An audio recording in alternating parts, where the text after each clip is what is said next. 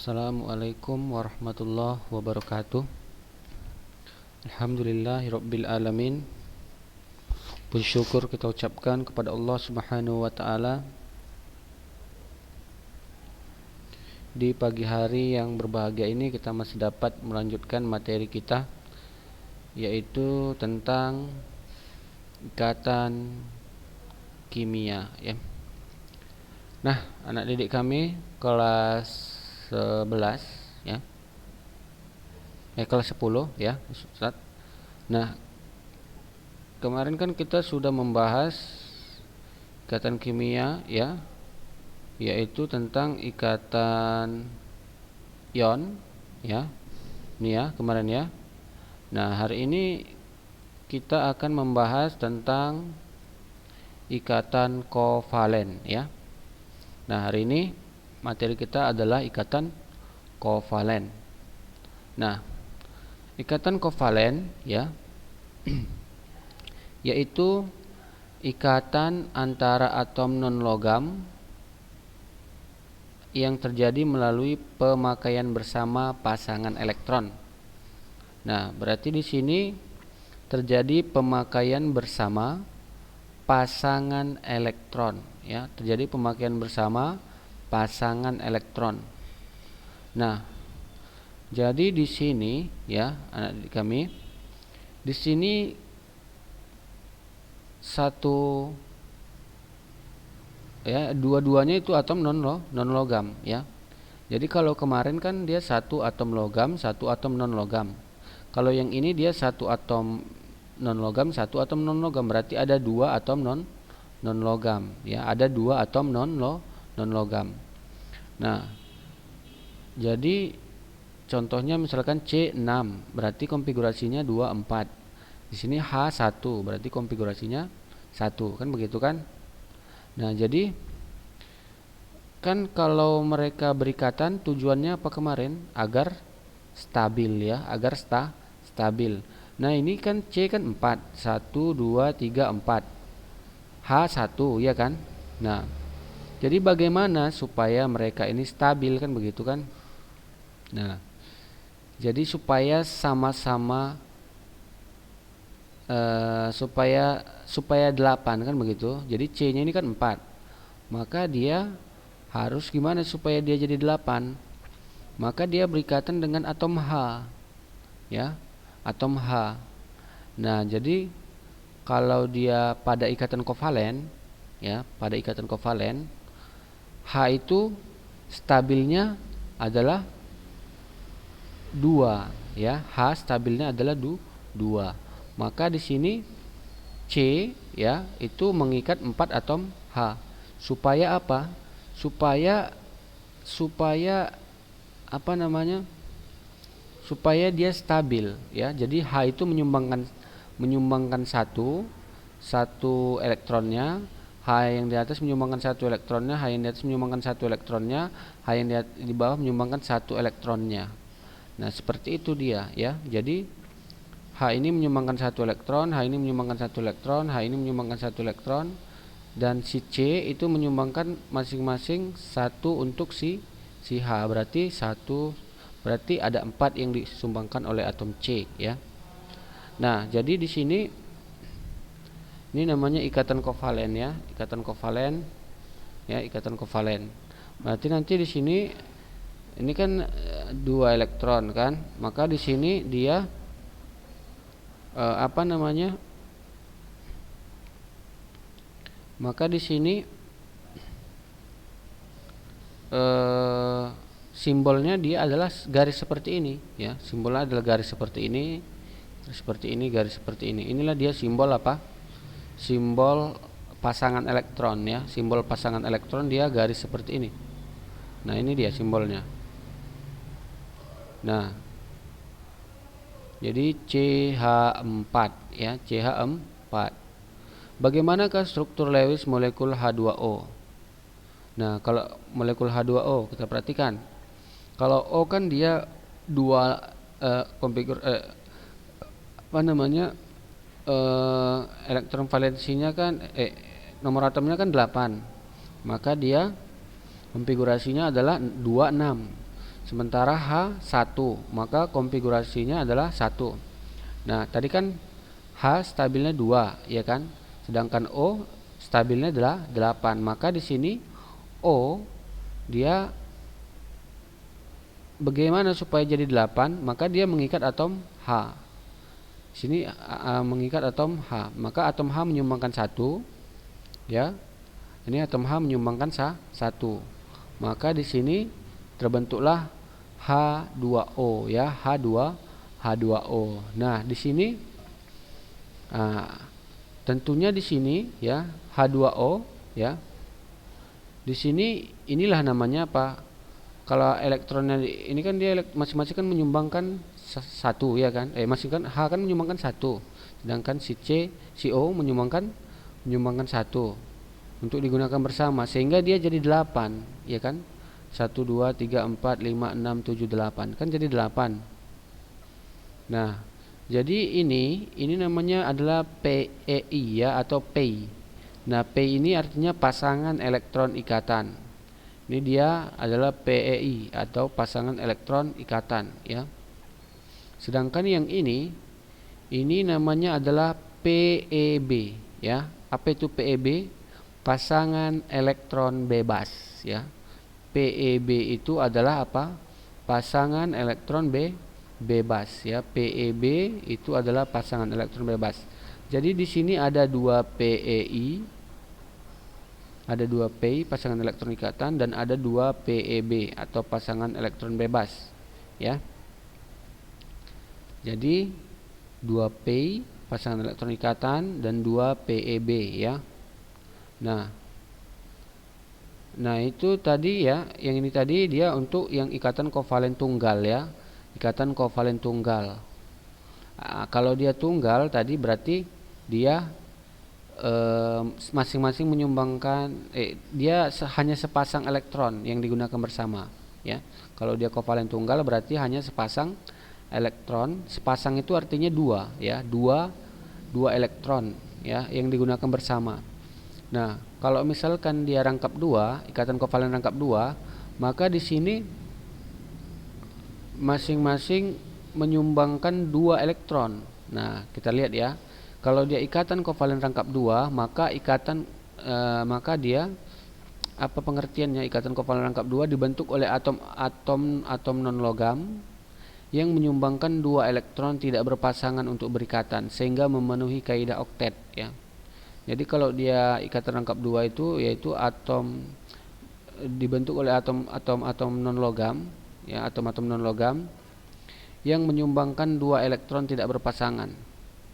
Berarti ini menyumbangkan 2 elektron tidak berpasangan untuk berikatan, ya, sehingga memenuhi kaidah oktet, ya. Itu masing-masing menyumbangkan 2, ini menyumbangkan 2, si C menyumbangkan 2. Nah, jadi ikatan yang terbentuk antara C dengan O, ya. C kan dia elektron valensinya kan 4, ya. C kan dia elektron valensinya 4. Kenapa? Karena nomor atomnya 6, maka dia 24, kan begitu kan? 24. Maka di sini C-nya dia 4, 1 2 3 4. Nah, karena elektron valensinya 4 kan belum stabil. Sedangkan si O elektron valensinya 6. Nah, maka di sini, ya, O elektron valensinya 6. Maka di sini 1 2 3 4 5 6, ya. Nah, maka di sini atom C supaya dia stabil, maka dia harus berikatan dengan atom O. Nah, jadi terbentuk senyawa apa? CO2. Jadi C-nya ada 1, O-nya ada 2. Supaya di sini gimana? Supaya di sini dia, ya. Supaya di sini C-nya itu 8, ya. Supaya C-nya 1 2 3 4 5 6 7 8. Sedangkan O-nya dia supaya jadi 8. 1 2 3 4 5 6 7 8. O-nya di sini 8. 1 2 3 4 5 6 7 8. Maka jadilah dia senyawa CO2, ya, CO2. Nah, jadi O menyumbangkan 2 untuk digunakan bersama.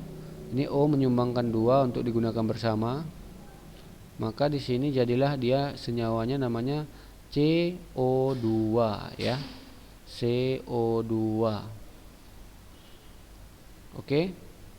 Namanya apa? Senyawa CO2 ya. CO2. Oke. Nah, kemudian ikatan kovalen rangkap 3 ya. Nah, gimana kalau dia pengertiannya ikatan kovalen rangkap 3? Yaitu ikatan kovalen rangkap 3 dibentuk oleh atom-atom non-logam yang menyumbangkan 3 elektron tidak berpasangan untuk berikatan sehingga memenuhi kaidah oktet. Nah, berarti di sini ya terjadi penggunaan bersama 3 pasang elektron ya. Nah, di sini dia terjadi penggunaan bersama 3 pasang elektron ya, 3 pasang elektron yang digunakan bersama. N menyumbangkan 3 pasang elektron, sini N menyumbangkan 3 pasang elektron. Berarti nanti di sini N menyumbangkan 3 pasang, N menyumbangkan 3 pasang. Maka di sini dia ya.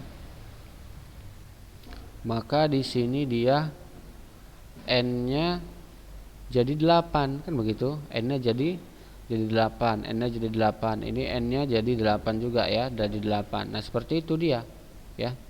Jadi N-nya jadi 8, N-nya jadi 8 kan seperti itu. Nah, itu untuk ikatan kovalen rangkap 3 ya.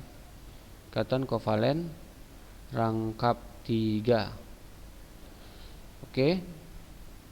Paham ya? Oke. Kemudian nah, kita masuk ke kepolaran ikatan kovalen ya, kepolaran ikatan kovalen. Nah, atom yang lebih elektronegatif cenderung memiliki kelebihan muatan atau negatif. Atom yang lebih elektronegatif cenderung memiliki kelebihan muatan negatif ya.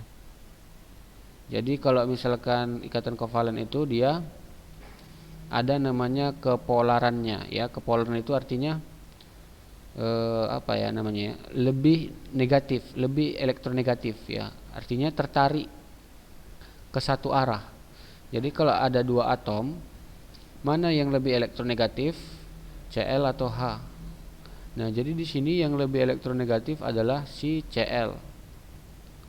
Ya, maka dia di sini cenderung memiliki kelebihan muatan negatif. Berarti dia di sini adalah apa? Gimana? Dia lebih elektronegatif. Sedangkan yang H itu dia kurang elektronegatif. Berarti dia muatan positif. Yang lebih elektronegatif dia muatan negatif, yang kurang elektronegatif dia muatan positif ya. Itu untuk kepolaran ikatan kovalen. Nah, ini dia ya. Kalau dia polar berarti nanti nilai elektronegatifnya itu di antara 0,4 sampai 1,7. Kalau dia non polar itu di bawah 0,4. Oke, nah kemudian ikatan kovalen koordinasi ya. Apa itu ikatan kovalen koordinasi? Nah, ikatan kovalen koordinasi adalah ikatan kovalen ya yang terbentuk dengan cara pemakaian bersama pasangan elektron yang berasal dari salah satu atom atau ion atau molekul yang memiliki pep.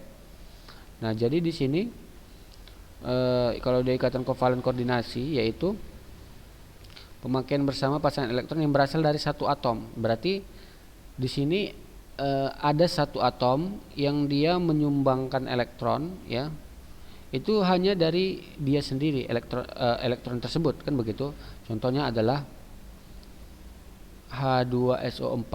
Nah, H2SO4 itu dia ikatannya seperti ini ya. Ini memang agak sedikit rumit ya. Jadi H-nya ada 2, S-nya ada 1, O-nya ada 4. Nah, jadi dia nanti H ini akan menyumbangkan 1, kemudian O akan menyumbangkan 1 untuk dipakai dengan H dengan S. Nah, jadi dia gambarnya seperti ini.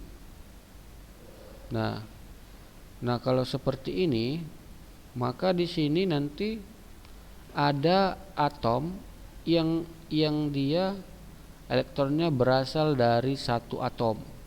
Nah, jadi ini dia. Nah, ini S ini kan atom S. S ini kan dia mempunyai berapa elektron valensinya? Elektron valensinya sama dengan 6 kan, seperti itu. Nah, jadi di sini dia menyumbangkan dua elektron ya. S ini menyumbangkan dua elektron untuk dipakai dengan atom O. Berarti atom O-nya di sini tidak menyumbangkan sama sekali. Ya, tidak menyumbangkan sama sekali. Atom O-nya di sini tidak menyumbangkan sama sekali ya. Jadi yang menyumbangkan hanyalah atom S saja. Yang menyumbangkan elektron itu hanyalah atom S saja.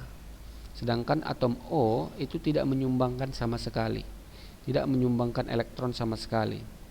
Yang menyumbangkan elektron itu hanya atom S saja. Ya. Atom S menyumbangkan 2, ini atom S menyumbangkan 2 ya. Jadi yang ini namanya ikatan kovalen koordinasi ya.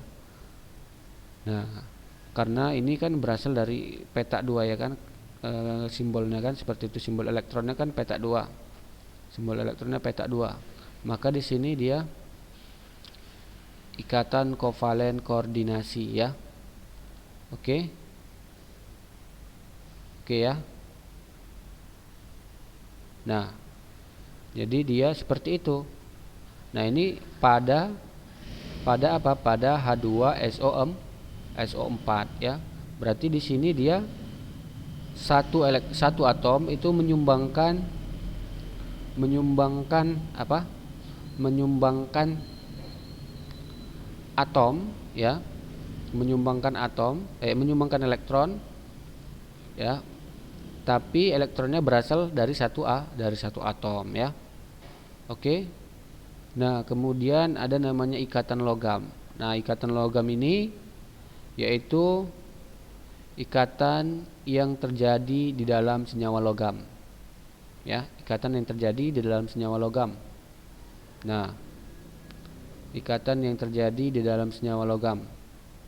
Jadi misalkan Na ya kan, Na. Misalkan logam Na. Nah, jadi di sini ya, logam Na ini dia di dalam logam Na tersebut ya, di dalam logam Na tersebut itu dia ada elektron-elektron kan, begitu kan, ada juga muatan positifnya kan, seperti itu. Nah, jadi kan dia kalau dia logam itu kan kumpulan dari atom-atom kan, begitu kan. Nah, jadi misalkan logam emas berarti kan kumpulan dari atom-atom emas kan, seperti itu. Nah, jadi dia kalau dia ikatan logam, dia kumpulan dari elektron-elektron ya.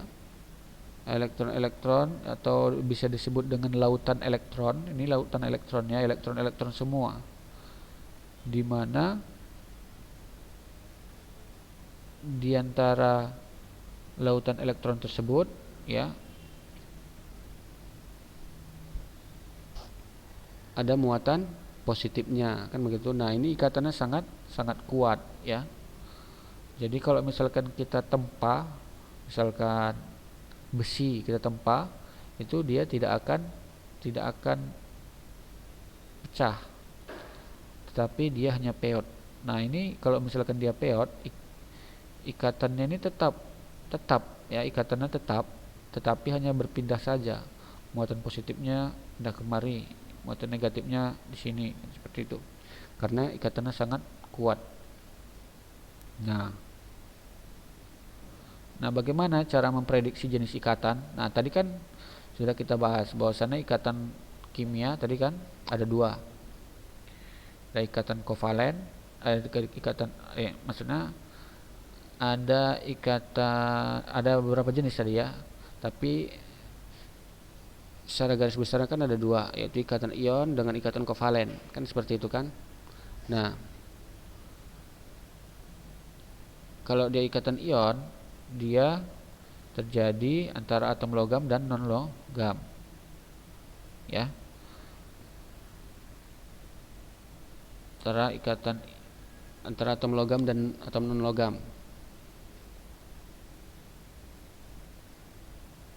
Nah,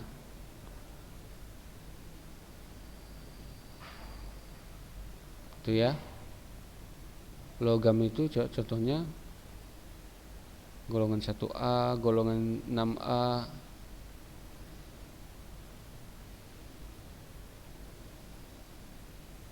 Oh, kalau dia logam golongan 1A atau golongan 2A.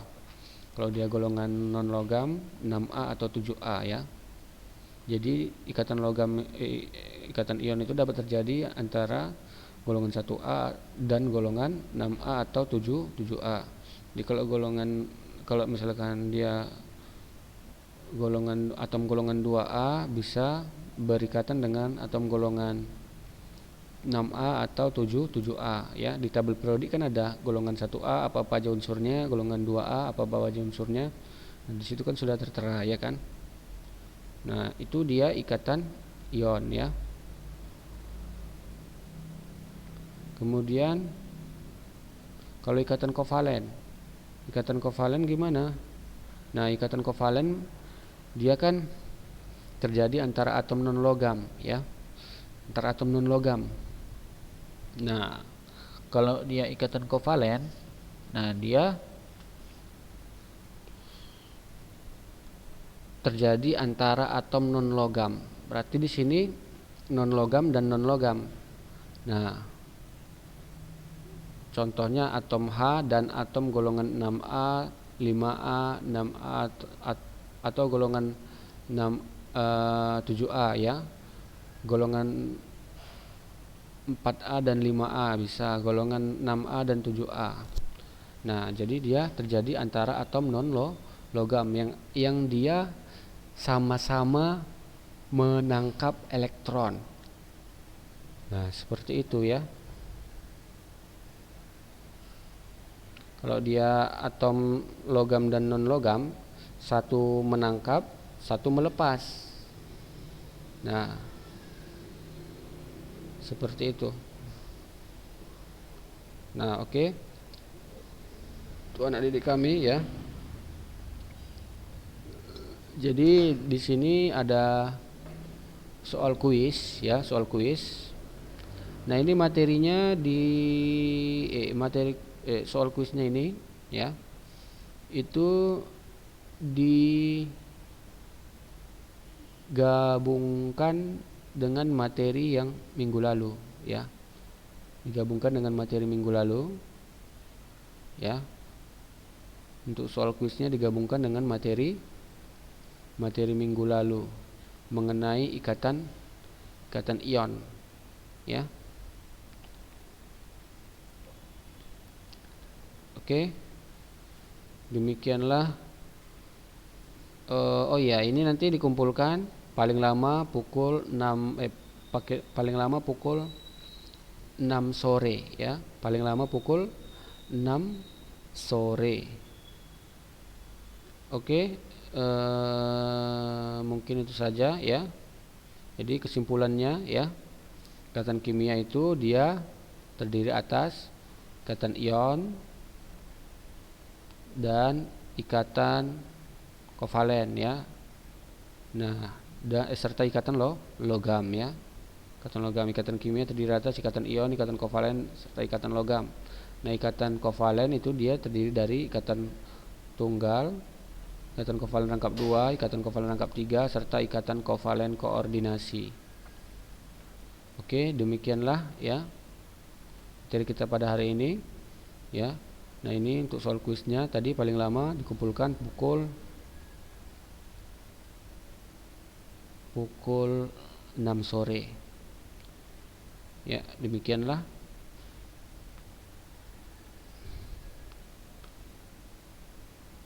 Ya.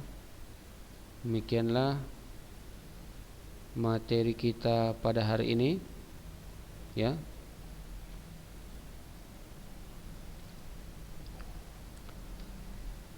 Assalamualaikum warahmatullahi wabarakatuh.